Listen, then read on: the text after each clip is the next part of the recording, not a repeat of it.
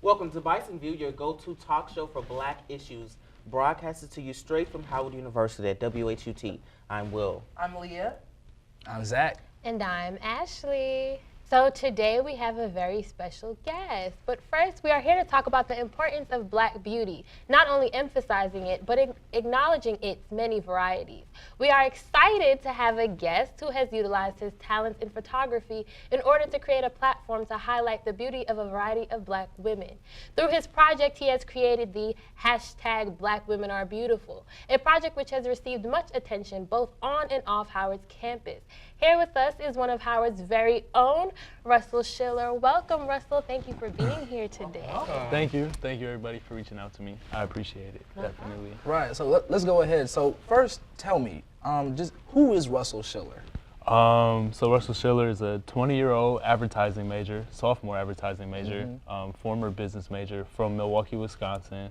I'm just this guy who grew up on the north side of Milwaukee, in the city, and now here I am, you know, just trying to tell my story. Great, that's an awesome thing. So, you know, we've been, hearing, of course your campaign, Black Women Are Beautiful, of course, got a lot of attention on and off campus, as Ashley said. So, my first thing, what was your reaction to all of the reaction, both positive and negative? Well, first, I chose to name it Black Women Are Gorgeous.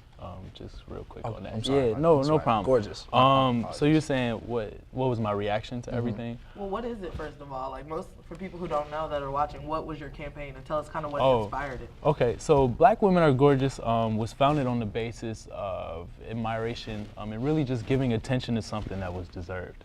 So I mean, of course, I was an avid Tumblr user at one point, and just like seeing how important it was for Black women to get this self-empowerment and to see such like love and beauty being spread through that environment. I wanted to take that and translate it best I knew how to another social platform. And I felt like for Twitter, I could achieve something quick and easy with the hashtag. It's less than 140 characters and people understand what I'm going for. So it was just real easy to take a couple pictures, pair it with a meme, and then just put it out there. And it really caught on. It was a beautiful thing. And it was one of those things I get really pent up on, like people going crazy over Kylie Jenner or something like that. It annoys me to the utmost. So if I can say that, okay, this is what Kylie Jenner is really getting her stuff from, let me make sure these women get just as much advertisement and get paid attention to just as much as what she's doing, because she's not even helping the cause. These people are a part of the cause, for the cause, and want to help it. So what can I do to help get that word across? And then the reaction side of it towards the campaign, maybe the first day when I released something, I was really excited. It was one of the first times my photos got 100 retweets, and I was really like, that was getting popular. I felt like the man as a photographer, you know, it was great. And this was early September, late August. And then moving forward, going into what happened, I'm sure we'll touch on that. And I can give my reaction on that at the time. Okay, well, first, before we get into that, so do you have any Black women who influenced you that are really influential for you to have felt like you needed to bring us to the forefront? Honestly, yes. Black women, Black mothers, and Black people played a large role in my growing up. Being from the north side of Milwaukee, Wisconsin, a lot of people think Wisconsin, they think farms, they think cows, they think cheese. I don't blame you. But like Milwaukee is that centerpiece. It's like Chicago for Illinois. It's that centerpiece city. It's where you'll find the greats by Lake Michigan. You'll find the bads on the north side, and that's just where I happen to be. So being the only white guy, of course, I was always, I had Black friends. I had Black women in and out of my life. So there was my closest friend, his mother, Deborah Davis. She touched me a lot. She was there for a lot of it. and just like helping to push me to be a better person. If I needed a second, if I need a second word or a second opinion, she was always there to be like, Russell, this is what you're doing good in, this is what you're doing bad in, this is how we can clean it up. And then moving forward, my ex-girlfriend, I was with her for 6 years. Her mother, her family, they played a very large role in my life, of course, too. So. Wow. 6 years, boy. Wow. That's a long time. I'm trying to get like you, Russell. Right, I don't even text back. I want to ask a question a little bit more about your past, so Yeah. people kind of understand, because I think, you know, due to what happened and some of the negative reactions you received, a lot of people don't really understand your upbringing. So describe to me what life was like, where you're from, and what you were faced with, what kind of adversity you faced in an all-black community, being the only or the minority. Yeah, okay. So where I grew up, again, north side Milwaukee, Wisconsin. Milwaukee is one of the most segregated cities in the nation, and the north side is where all the black people resided. And it just so happened, my family was located on the north side before the transition into a more city environment back when it was farmland, maybe 1940s. So as that went on, we stayed on the north side because my father's father built the house we live in, so we just never left. So growing up, literally from K-5 all the way up to 12th grade, I was always the only white person in my graduating class. No matter what, 5th grade, 8th grade, 12th grade, I was that guy. But I wasn't shunned, I wasn't disrespected, I was accepted. People didn't really see me as the oddball out, you know? I can't say I was like mirroring what was happening, but I was catching on. Like, this is what I was raised around. Yeah, I went home to see my mother, but my mother went to sleep at 6 or 7 o'clock. So you gotta think, from the moment I wake up at 7 a.m. until I leave school at 3 p.m., you know, I'm not in that home environment. I'm around a different culture, I'm around different people learning different things. As well, all of my teachers were black too. So of course, being in a pretty much all black school, the teachers are gonna focus more on the black history, the black teachings, the black cultural ways of doing things. So that just got passed on to me naturally. It's not something I could have avoided, it's not something that I sat here and tried to take away or steal, it's just how I grew up. Yeah. All right, so we keep tiptoeing around the issue and we're making references to the issue. So would you like to tell us exactly what the issue is, how it happened, then your reaction to it? Yeah, most definitely. So I had got interviewed. I don't know the exact date. I woke up to a missed call from a California number. I know her name is now Crystalline. And she called me, she said, hey, I'm wrapping up a piece on you. Can you answer a couple quick questions? I was like, yeah, most definitely. You know, I'm used to the small time blogs. Right. I look over her website, it's another small time blog, maybe a couple comments, couple shares. I'm like, yeah, this is cool. I do it, I answer a couple questions over the phone, send her some emails with some photos, and then the blog gets posted, and I share it on Facebook.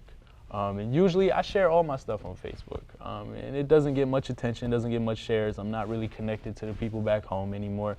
But everybody really took light of it. They was like, wow, oh my God, this is very impressionable. I like this, great job, Russ. And then her page, Beyond Black and White on Facebook, had 90,000 followers. Wow. So, and this is a page surrounded around black and white interracial couples. So to have the headline, white HBCU student starts this campaign, of course it was one of those things, like, it just sparked a fire. You was either for it or you was all the way against it. Right. Yeah, so then what happened was, I believe within a day and a half, I was tracking it. It had 1,000 shares, 4,000 shares, 12,000 shares, 24,000 shares. D.L. Hewley shared it. Wow. And then Ebony shared it. Yeah. Ebony didn't share it. Ebony kind of wrote their own article. Again, I never got contacted by them. I never spoke to a representative from Ebony, just to start that off. Because there were people saying that, you know, you got paid. Yeah, I contacted Ebony. I did this. I did that. Right. Yeah, I've never spoken to anybody who represents Ebony. Moving forward with that, I saw it and I was like, oh my God, there's a link to the video, there's a link to my Instagram page, I'm getting followed, I'm blowing up, and it's just like, wow, I'm on Ebony magazine. And this was like 2 p.m., my phone had died, I plugged it in, got a call, and it was like, yo, Russ, you're famous. And I was like, what do you mean I'm famous? It's like, you're on Ebony magazine, front page. And I'm like, wow, this is ridiculous. Wow. So I open it, and then I'm like, yo, the day can only get better. And I'm pushing it, getting it out there. And then I get this random tweet, and it was like, no matter what you do, you'll never be able to say the N-word. And I was like, what are you talking about? Like, I live my private life. I don't even know who you are. You shouldn't know my private life. And then it's like, I see screenshots of tweets. And all in that one moment, I literally, like, everything that I had, like, grown inside of me, everything I eliminated, all the bad, all the negative, all that greatness washed away. Because I understood in that moment I potentially had ruined my entire life. Wow. And it's a difficult thing, and it's something that's hard to express to people. But, I mean, there's tweets from March 22nd, 2015, all the way back to 2013, I saw December something. 22nd, 2013 is the latest one. Now those tweets are reflections of who I used to be, my past life, and what I used to represent. And even a year ago, I take time to grow. Right. Can I say that I understand the mistakes I made and I understand why people have problems with it 100%. But I can also say that a year ago, I wasn't turning into a public figure. I didn't know that I was about to be what I turned into. Mm-hmm. No matter how bad I wanted it, I didn't prepare myself to be that, which would have allowed me to, like, really clean up what I was saying. Because I was saying a lot of stuff. I was a wild boy back home. I didn't expect to make it out. And here I am making it out, and somebody's trying to bring me back to it. So. Yeah, I definitely understand what you're saying. Even me, like, back in 2012, 2011, I was exposing people. I was calling people every name in the book, everything. And now I go back to it, and it's like, like Facebook shows you, like, what you used to post, like, on the same day, like, years ago. And I'm like, not proud of, but right now I'm like, oh my God, like, I would never post that, so. Yeah. But that's the thing. It's just that growth thing, I think everybody also needs to understand from your example, kind of how things come back to bite us. And I think we hear that from professors, or we hear that from our teachers or our parents, quit posting everything, but it's realistic because, like you said, you didn't expect yourself I didn't expect myself to be sitting in this seat. We just had a show about Black history, and I'm talking about the advocacy of Black women and men, but I'm sure I was ignorant 3 years ago. Look at some of my tweets from 3 years ago. I was dumb and I was young. So at the same time, when I saw the tweets and your tweets, regardless of the nature of what they said, I'm like, y'all, this is 2013. Like, how young were we?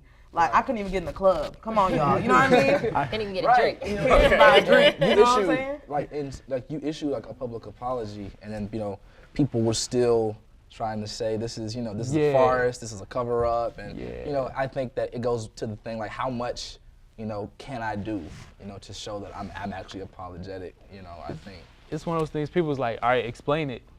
Cool, here's the explanation. You're not gonna like it. You're not gonna believe it. Here's the explanation. There's other accusations out there. I made people sign contract waivers. I own all the rights to the photos. I did a photo shoot for you. You signed nothing. Yes. You have full ownership. You have all the clips. I've never made a single. By the way, they were great.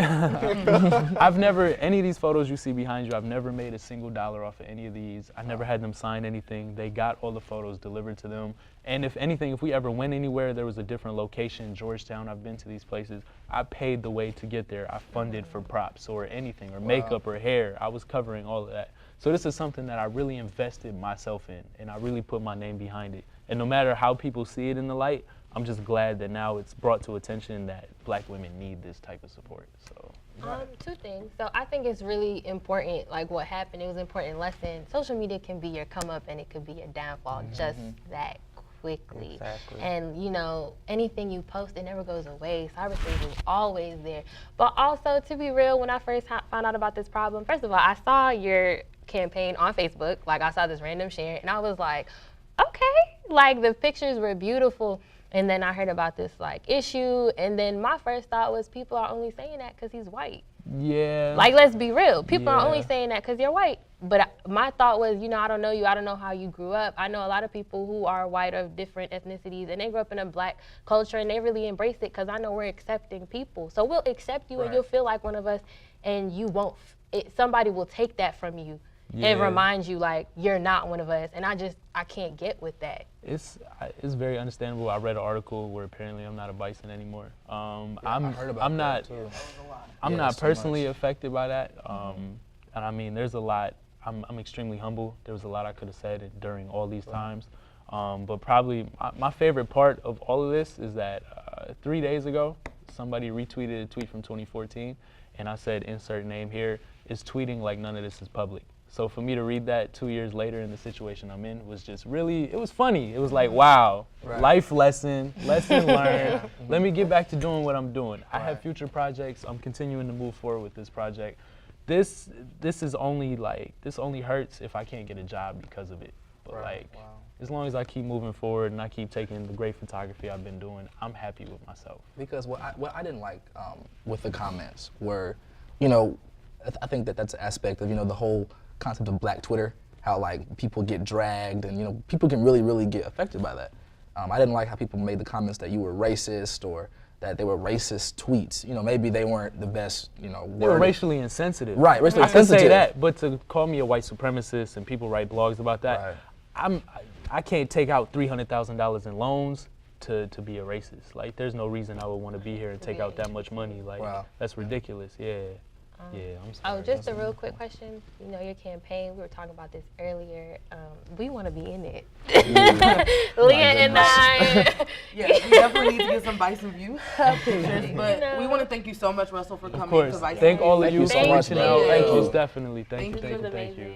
We really wanted to give you an outlet to share exactly what you do. So we'll be right back here on Bison View. You go that way, I'm gonna go this way, all right? Okay. Right. What's good, Howard University? I'm your boy, Rob Lee. Go, Rob. And what's up? This is your girl, Keela Cash Money. On our very first episode of Yard Talk. Let the fun begin.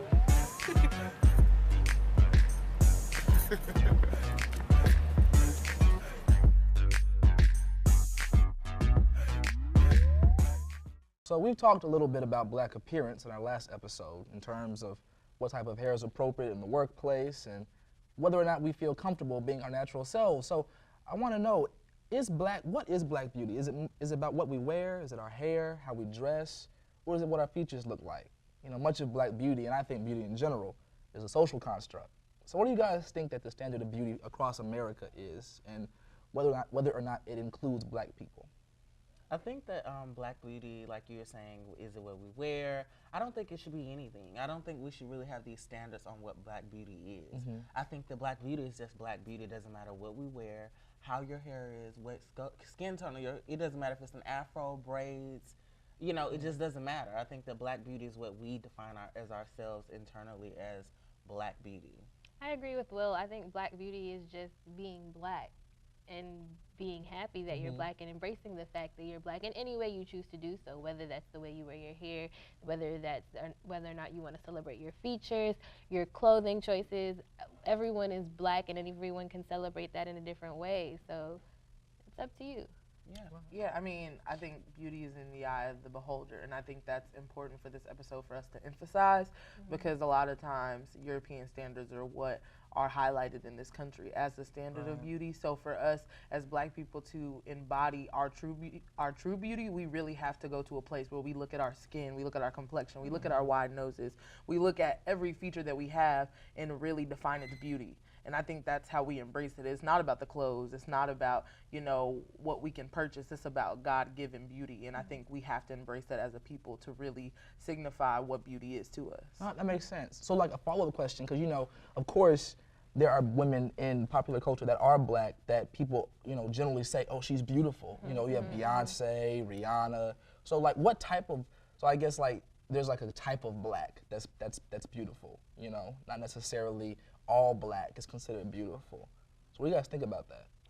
I mean, that's very true. There are certain celebrities that are more highlighted, and unfortunately and realistically, they are lighter skinned. So we have to be cognizant, because I think on one end, if we say, you know, Black is beautiful, let's appreciate those features, we have to really break down colorism, and we have to throw it out. Because on one hand, Rihanna's beautiful, of course she is. Beyonce's beautiful, of course she is. But is Lupita Nyong'o beautiful? You know what I mean? Our dark, you know, chocolate, you know, dark sandy color. You know what I mean? Any type of Black should be beautiful, but like you said, there's a certain type of Black I think that people feed on to being, oh, that's exceptionally beautiful. And we really have to break down colorism, I think, to get that definition of beauty in Hollywood to kind of separate itself. And you see people like Lupita, you know, starting to be on magazines. So I think since the conversation's being had, we're starting to see a little diversity. Okay, so just, sorry. Oh, I definitely think, I definitely think I understand. We do need to break down that colorism A lot of people do think that people that are lighter skinned are more attractive or anything like that. But to me, there's people that are unattractive that are light skinned, and there's people that are very attractive that are dark skinned. So I just don't think that's really sort of valid. So, just to piggyback off what you said with Lupita and even like Janelle Monáe, I do think that we're starting to embrace that more, and I do think we have this like whole melanin thing, and I'm totally for that. But one thing is, as a lighter skinned person, I'm afraid that sometimes we take it too far in the opposite direction, and sometimes being light skinned is like, well, your melanin is not popping enough, like you don't have enough melanin. You know what I mean? Like I've even been in discussions where people have said to me that, you know, like you should be with a darker skinned man so your kids have more melanin. And it's like, for me to feel like my kids should be darker is me to say that I don't like myself. So I do think that we need to eradicate it completely where the color line doesn't matter. Like don't go so far in the opposite direction where it's like, no, you gotta be this color, you gotta be this color, you know, you can't pass the paper brown, brown paper bag test, like the reverse, you know what I mean? Yeah. So I do think we need to just get rid of it altogether because honestly, anything that divides us, people will find a way to use to exploit us. Yeah, that makes sense. Because you look at people like Deborah Lee at BET, who's not, you know, dark skinned, and people like Soledad O'Brien, who really embrace blackness and, you know, are much lighter than a paper bag, you know. And I think that that's like that shows the dynamic of being black and just how broad it is. Exactly, and even as minorities, we're already divided. So Though it may seem hard to admit, there's a lot of self-hate in our community. Many people want to lighten their skin, change their physical features, and ultimately assimilate to European standards.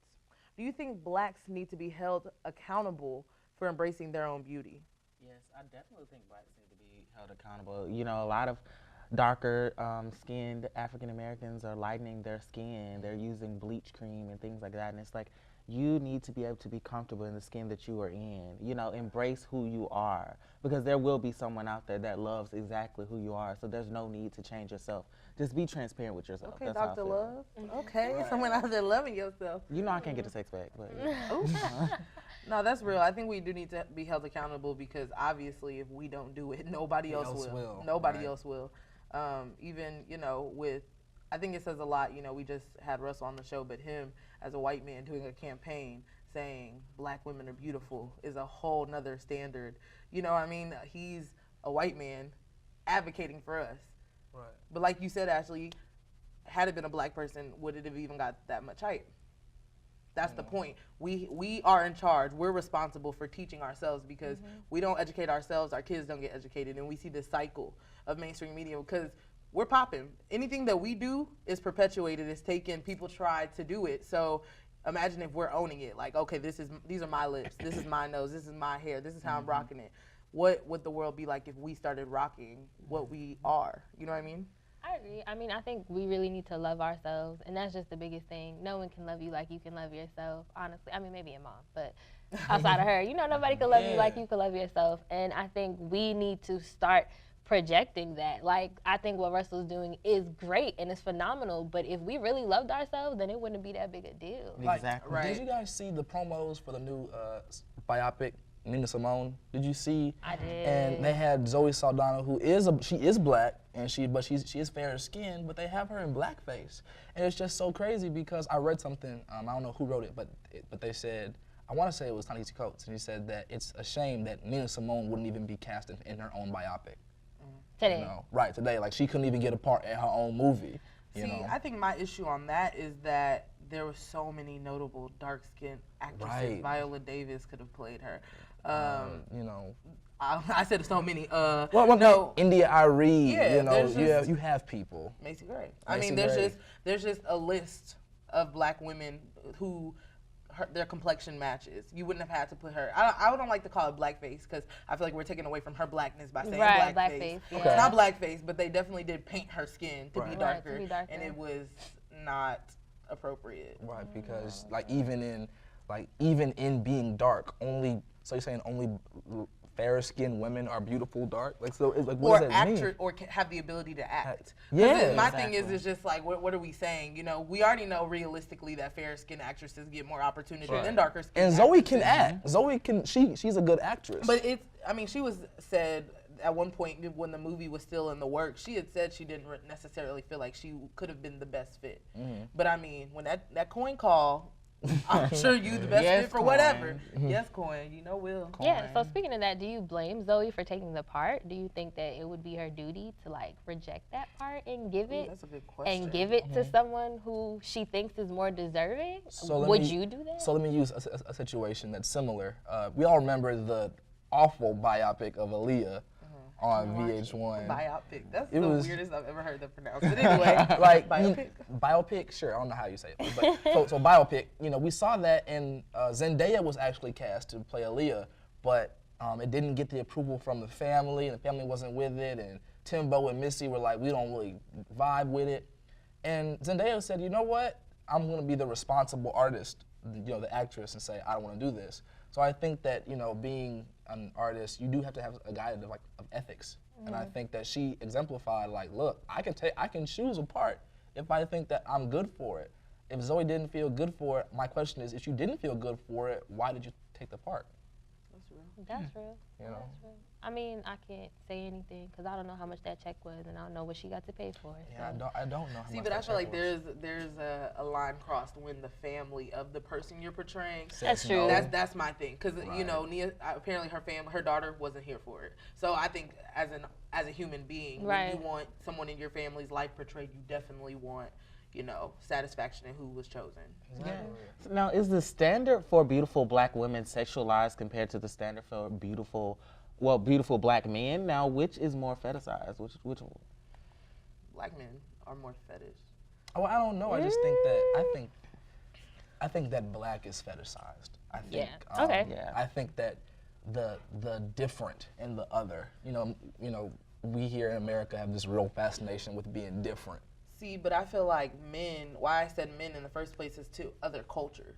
I think like there's this mystery about black men. Like you'll hear a white woman be like, oh, I'm with a black man because of certain things. Yeah. And I think with black women, more of our features are taken and claimed to be that. But I think as far as like a ooh type thing, it's like, ooh, black men. Like what's the, do you get what I mean? I get what you agree. Yeah, I know what you mean. I get what you're saying, but I disagree. I think we're fetishized just as much, if not more. I mean, black women have always been something that others have secretly coveted, even before, slavery and stuff. Black women were constantly being raped, and their sexuality was taken from them, and that's because it was like a fetish. Like, what is a black woman really like? We were some, like, mystery to be had or whatever. Right. So, but I do agree that black men, it's the same way. I mean, and sometimes I feel like some people just go for the blacker one. Like, hey, the blacker he is, the better it is. You know what I mean? Like, let's Right. be real. We've all seen those things where it's like, she always seemed to take the darkest one. And why is that? And sometimes I do think it's a fetish,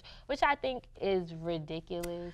I don't know. Well, okay, let me take you from my perspective. As far as where I was raised in Texas, and we obviously know how Texas thinks and some of the way things are Right. portrayed. Not all You the way would progressive, see- right? Not always progressive, and this is know. obviously not everybody, but you see the instances where a girl is dating a black guy on the football team, but can't take her home to her dad. You know what I mean? And then on the other hand, black women are kind of treated like some subpar thing by even their own. I've seen a lot of times where the white girl is more attractive or to a black man, and I think vice versa. They love the athletes, they love the basketball players, they love, what I mean? It's like this idea of like, in a sense, of mystery, because Texas and the way it's so segregated and the way things are, I think even unconsciously people do that. So I think that's where my perspective comes in, because for majority of my life, honestly, until I got into college, I seen it where black men were just this hot item and black women were treated like whatever.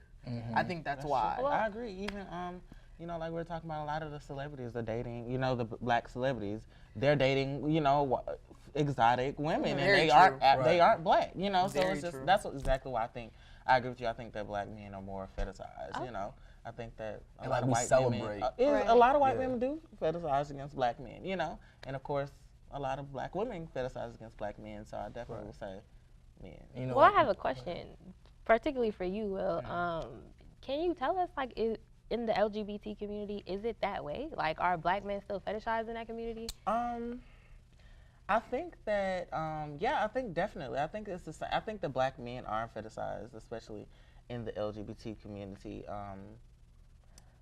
Is it a little bit more fluid though? Because I just feel like I've never heard any of my gay male friends be like, "Oh, I need me a black man." Like, but most of us tend to date within the race. Okay. To me, Okay. well, from my perception, is dating within the race. Even me, I'm not. You know, I think that I'm exclusively black men, and it's not anything else. So I think that specifically it's black, and we kind of stick to our race. And I think that like there's different social media apps for the LGBT community, and like for instance Tinder. Have you ever heard of Tinder? Yes, Like that's not for Tinder. LGBT, that's for everybody. Well, we you know use about that. Okay, Tinder. great. Well, we use Tinder, and there's a what lot we of won't do is. white men on Tinder. So I tend to not use Tinder because it doesn't really have any benefit to me, because there are not a lot of black people on Tinder, versus there are other apps for specifically For black men. gay men. And that's where there's more traction and things like that. So I think that we date more so in race. But I mean, everybody dates other people, but I think we're more comfortable dating within the race. I wanted to point out something that you talked about with the like athletes and movie stars who date these exotic, like you said, women. Like we celebrate when when a black man is with a black woman and they're together. Like it's like so. For some reason, we've seen that like as not a norm. So when LeBron James marries his high school sweetheart, we're like, oh, this is just so wonderful. Like, look at them, look at this, it's a black couple and they've been together and they're getting married. But, I mean, is that really something, is that such a big deal? Is it such a big deal when that happens, Yeah, I definitely think it shouldn't be See, there's celebrated. this. I feel like there's this fine line. Ignorance is bliss. We know this. And it's easy. I think when you don't know a lot and you're not conscious and woke about your blackness, that it's easy to be like, why does it matter? Why does it matter? But when you see the difference between, black women and how they're treated to their black men, and we hold y'all down. When people are getting shot in the streets, black women are there saying, your lives matter, where everybody else. Not to say there aren't people that don't, but I'm just saying to emphasize that. Guys, we've almost reached the end of our show, but in honor of our topic on Black beauty, we're going to close off naming one of our favorite celebrities or notable figures that embody or embrace the idea of Black beauty. Now, I'll go first. I think Michael B. Jordan. When I see a lot of his photos, he's smiling, and a lot of men, black men specifically, don't smile because they feel like it's not conforming to masculinity. And I think that Michael Jordan, he's not afraid to smile. And also his haircut, like he has a regular general haircut. And I think like a lot of black men now, they're having these mohawks and these afros, and it's just like, he's just classic to me. So that's why I definitely will pick him. Okay. Well, my pick would definitely have to be Erykah Badu. You kind of look like Yeah, I her. see you with your. Oh yeah, I'm trying to get the Badu. Baduism Trying it. flow right look now. like her. Thank you. That's a I mean, great not compliment. as good as her, but. From Texas. The shade. Let me Right. tell you. Oh, yes. We're not even gonna get into that. She is from Texas. Thank you. She is. Okay. She is. Okay. Houston.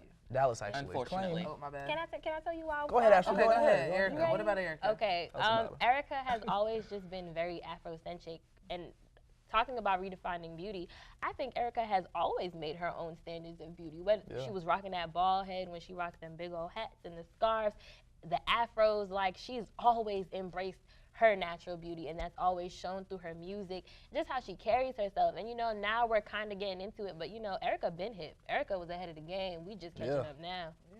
No, I think that's real. I think that mine would be there's the new guy on the scene, John Boyega, who is he's in the new Star Wars film, and he did an interview and he was talking about how he loves being a dark-skinned chocolate man. You know what I'm saying? And just to take that kind of that sensual aspect and put it on himself, not really conforming to the way that men talk about themselves, or really trying to break down those barriers. That yes, I'm comfortable being black and I know what that comes with, and like I'm here. So I think somebody to watch out for, definitely, and I think he really embraces the qualities of being black.